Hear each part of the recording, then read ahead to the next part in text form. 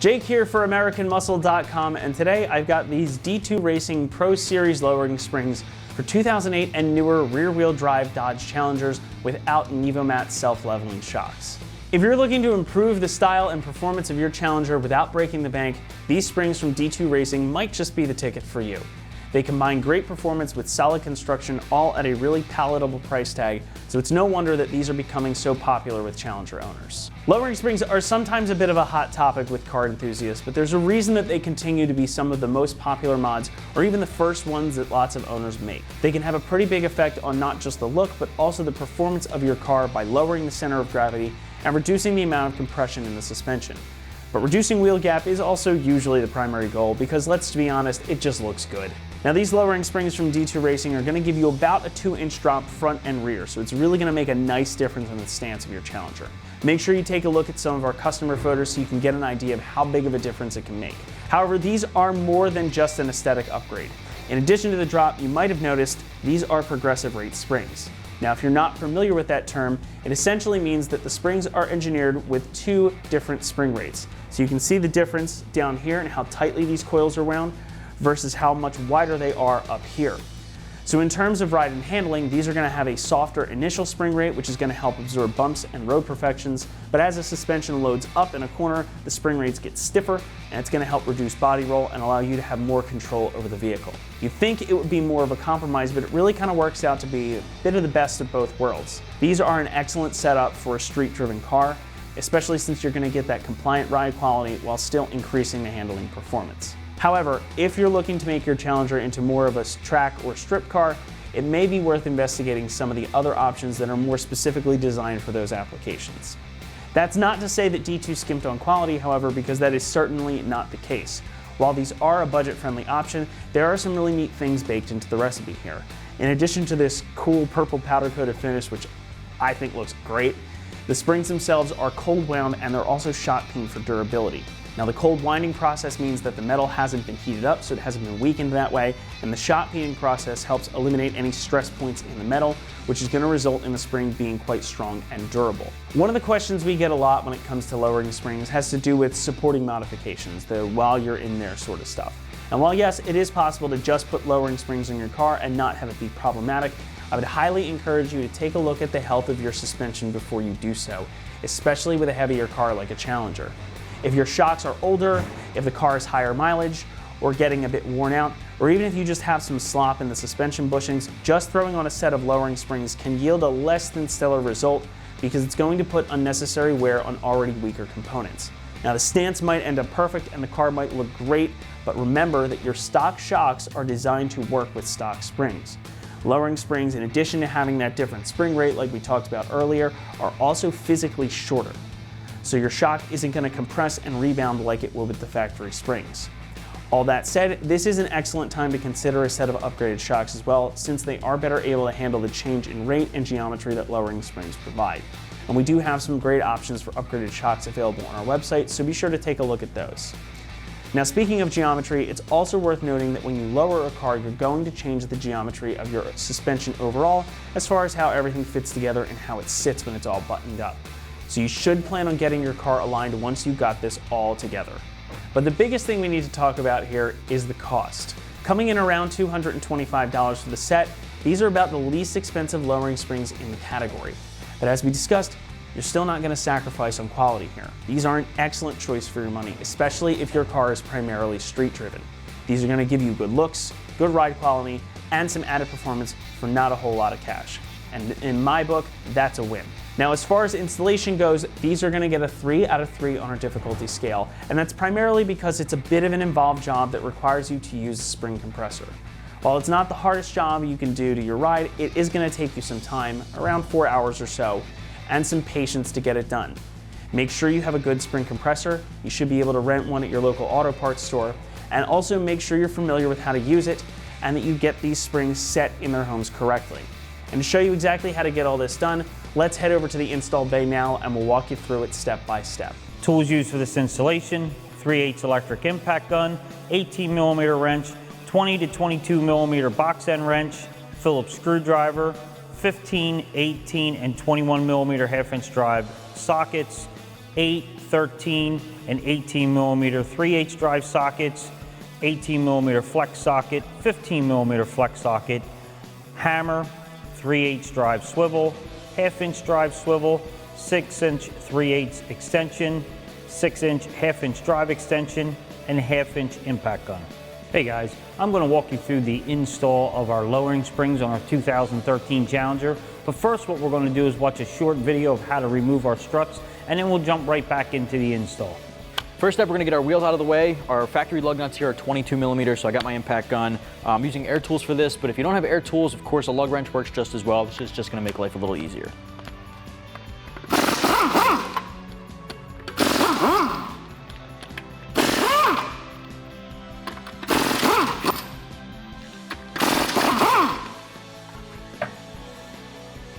All right, next up, we're gonna disconnect some of the ABS lines here so we don't put too much stress on them as we remove some suspension components. Now, these are just rubber. Just gonna pull straight off on that guy. There's 2 more clips on your brake lines as well. Just gonna disconnect those to give it a little bit more slack. Next up, we're gonna disconnect our sway bar end link from the strut body. Now, this is a 21 millimeter nut. Now, using air tools, it can be a little easier, but if you're using an impact gun, it might start spinning the bearing, in which case you wanna be able to hold onto the backside with something to keep it from spinning.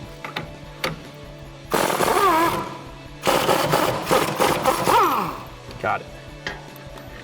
All right, so now you can pull the sway bar end link out of the strut body, and I like to just put that nut back on just to keep it safe, you know, so we don't lose it. What I just did was I put a pry bar right on the other side of the spacer to put a little tension on it as I took it off to keep it from spinning. All right, next up, we're gonna tackle the nut holding on our upper control arm to the knuckle itself. Now, this is an 18 millimeter nut, and what we're gonna do is use a swivel socket on my impact gun, or you can use a ratcheting wrench, that'll work as well. We're gonna work this guy off. It might also be a good idea to put a pry bar on the spring and pry down on it so it doesn't shoot off.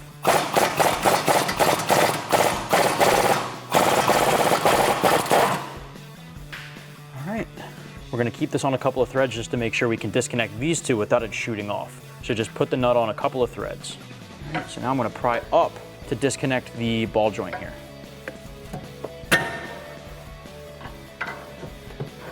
So now we can pry back down, take that nut off, and work this off easily. All right, just guide the knuckle back down. And I'm just gonna thread the nut back on so we don't lose it. All right, use that same 18 millimeter socket, and we're gonna remove the bolt holding on the factory strut to the bottom control arm here, the lower control arm. Now, the nut is already on the strut body, so we don't need a wrench on the other side, but I am gonna keep my hand here to keep it from popping off too quickly.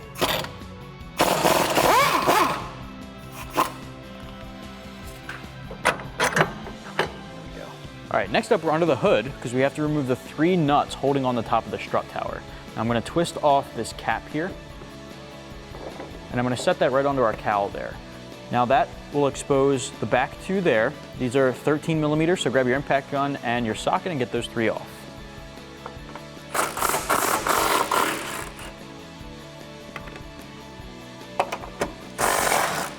All right, now as you remove the 3rd one, the strut's gonna fall straight through, so you wanna have a hand on it to get it off.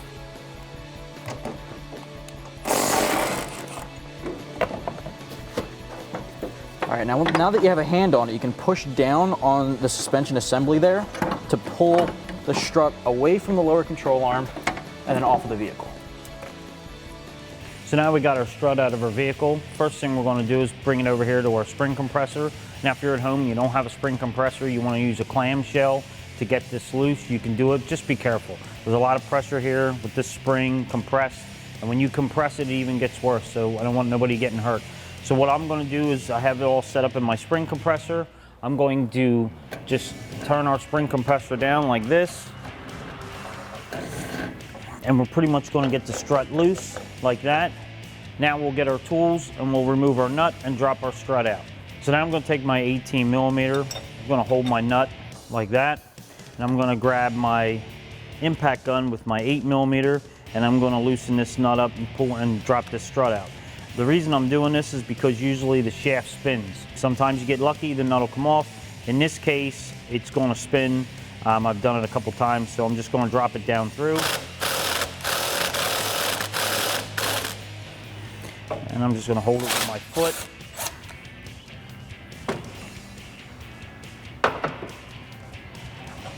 Take our nut off. and just remove our strut. So now we're going to remove our top part here and remove our old spring. And we're going to reuse this onto our new coil spring. You're going to want to just make sure that you put the bigger part goes towards the top. You're going to slide this in place.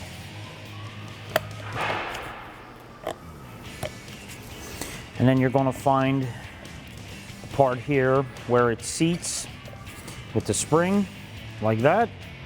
Now we'll put it back into our strut compressor and compress it. So now we have it all back together. We have it in our strut compressor. Now if you have, like I said, if you have your clamshells, you're going to want to put them around it here and compress this. I'm going to compress this like this.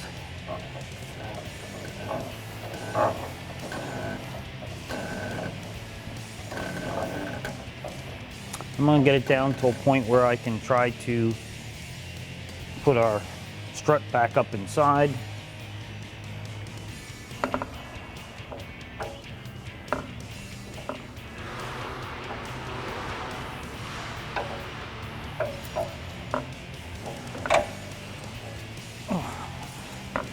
I'm getting old, so I got to get down on my knees. All right. Once we have that in place, I'm going to start my nut up top again. Now on the bottom groove here, you're going to see this is where the coil spring is going to sit down here in the bottom. There's a little indent in the rubber, so you're going to want to make sure you have those lined up. So what I'm going to do is take my 18mm wrench again and my 8mm socket, and I'm going to run it up in.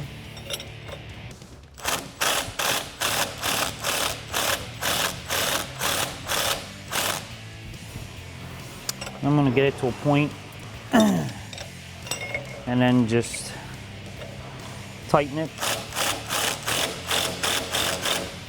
like that. Now, when you're releasing it, that's when you're going to want to line this up. I'm going to get it right there because it's lined up with our groove. Release the coil spring so it falls right down into that little pocket. And that's our spring installed onto our strut. So now we got our coil spring onto our strut. What we're going to do is assemble and put back in our strut assembly. How I'm going to do that is I'm going to take the strut assembly, stick it up in, put it up inside here. I'm going to take one of my 13mm bolt or nuts, and I'm going to start it up top here and get it started. Then we'll get it in place in the bottom.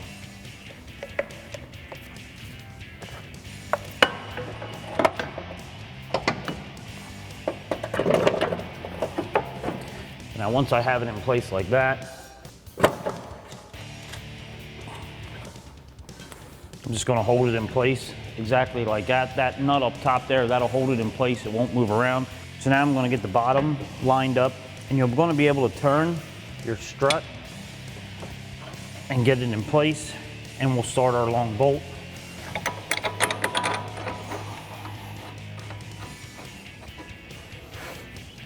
And so now that we have that, what I'm going to do is just push up on our spindle,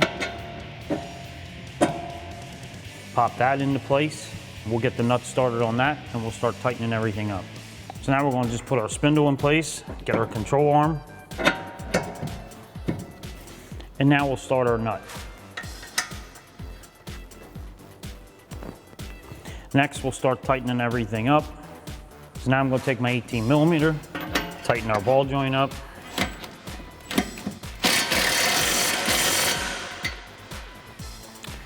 Next, we'll tighten the bottom strut bolt up. So next, I'm going to take my 18mm on my 1/2" impact gun, tighten our lower strut bolt up.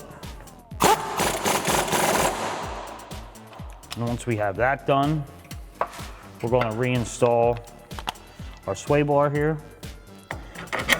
Put that through, put the nut on that.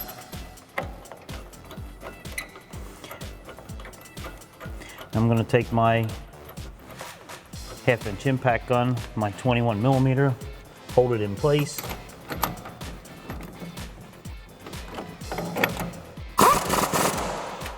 Tighten that up. Now we'll go up top and tighten the strut up underneath the hood. So now I'm going to finish putting back on our 13mm nuts, and then I'm going to take my 13 millimeter on my 3/8 drive electric gun and tighten these up.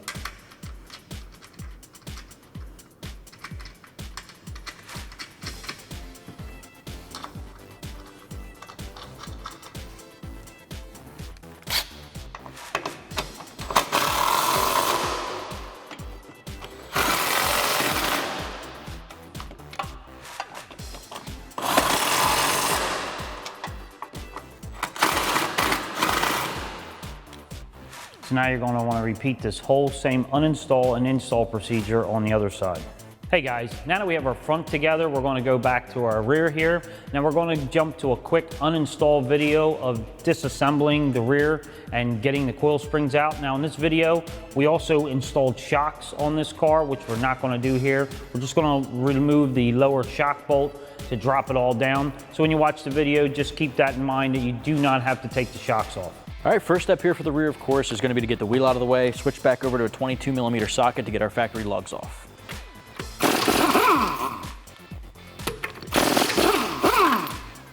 All right, now the top of the shock body is connected to the body of the vehicle here with these two 16 millimeter bolts. I'm going to use a swivel socket on these and get them off.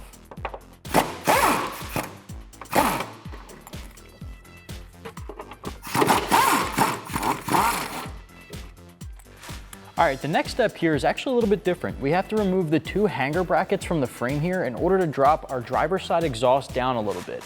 The reason we're doing this is because the bolt holding on the lower control arm there that we have to remove to decompress our spring doesn't have enough clearance to come out with the exhaust pipe. So we're gonna lower it down. I'm gonna use my 13 millimeter swivel socket, which I recommend, along with an extension to get these two bolts off the frame.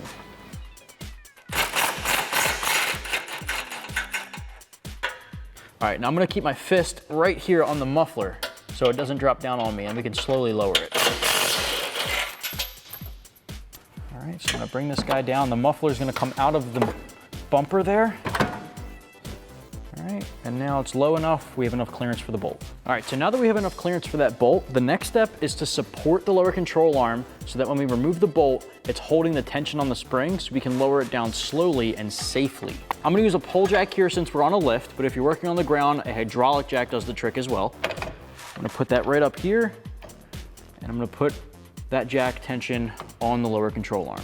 So now when we lower it down, it's gonna be nice and even and come down safely. I'm gonna use a 15 millimeter socket on the bolt head and an 18 wrench on the nut on the other side.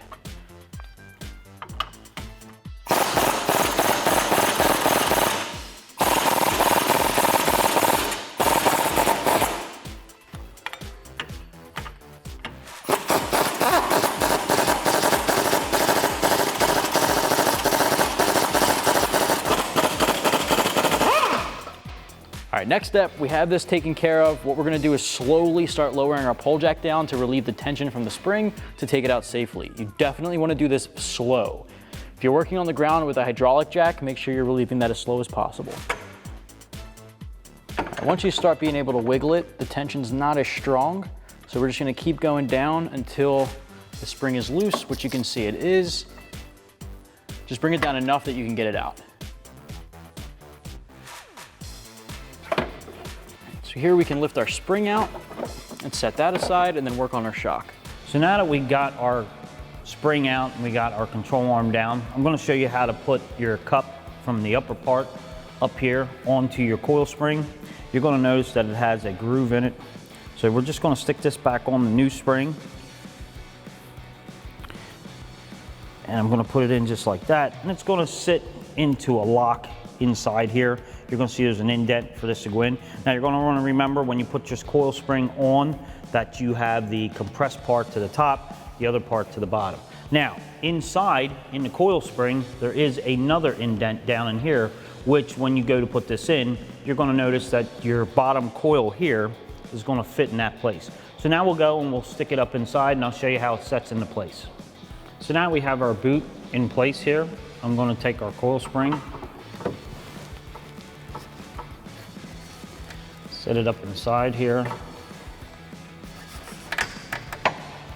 And again, like I said, you're going to turn the coil spring like this when it's down into the bottom pocket here, and then you'll feel it stop when it hits the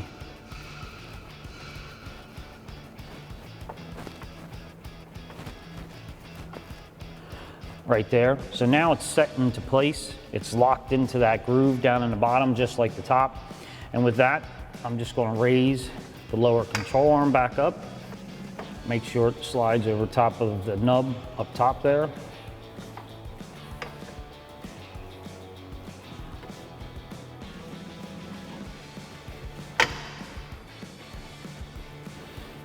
And once we get that to a certain point right around there, now we're going to move our shock. Like I said before previously, we only had to remove the lower shock bolt to get this down enough to get the coil spring out. In the video previously, we removed and put a new shock on. This one we're not doing it. We're just installing the coil spring. So we'll get our shock in place, get our shock bolt started, and then we'll compress our spring up into place and put our control arm bolt in.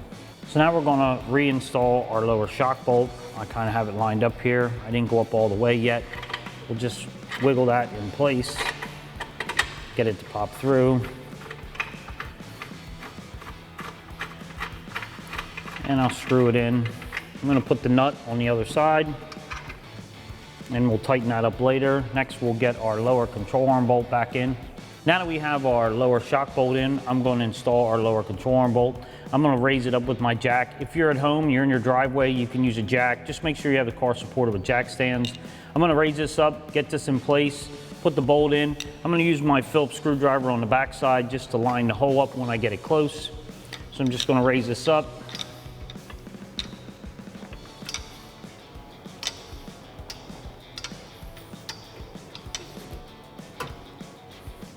Once I get it close, I'm going to take my Phillips screwdriver, just pull it where it needs to go.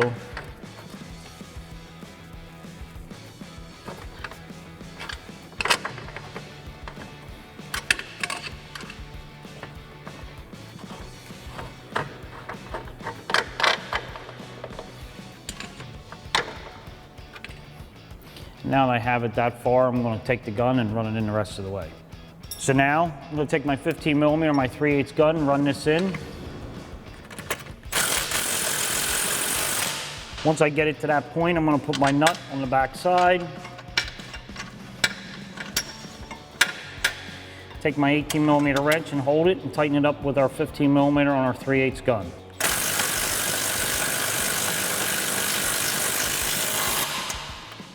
Next, we'll tighten our lower shock bolt. I'm going to take my 18 millimeter wrench, my 15 millimeter on my gun, tighten this up.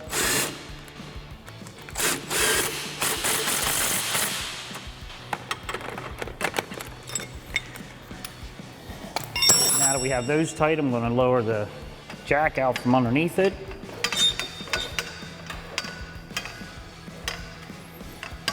And we'll reinstall our exhaust. So now we're going to reinstall our exhaust. I'm going to take my 13 millimeter bolt that we took out with my 13 millimeter socket, an extension, and my 3/8 gun. And I'm going to reinstall this one, and then we'll go back to get this one back here and put that one up into place.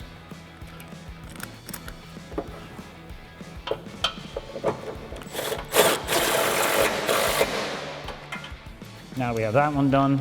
We'll go back to here to this one. So now we're going to tighten our back one up. Same thing, 13 millimeter socket with our impact gun. Take our bolt, get it in place. Tighten that one up. Now you're going to want to just repeat this whole uninstall and install procedure on the opposite side. That's going to wrap it up for our review and install of the D2 Racing Pro Series lowering springs for 2008 and newer rear-wheel drive Challengers without Nevomat shocks. Thanks for watching, and remember, for all things Challenger, be sure to stick with us right here at AmericanMuscle.com.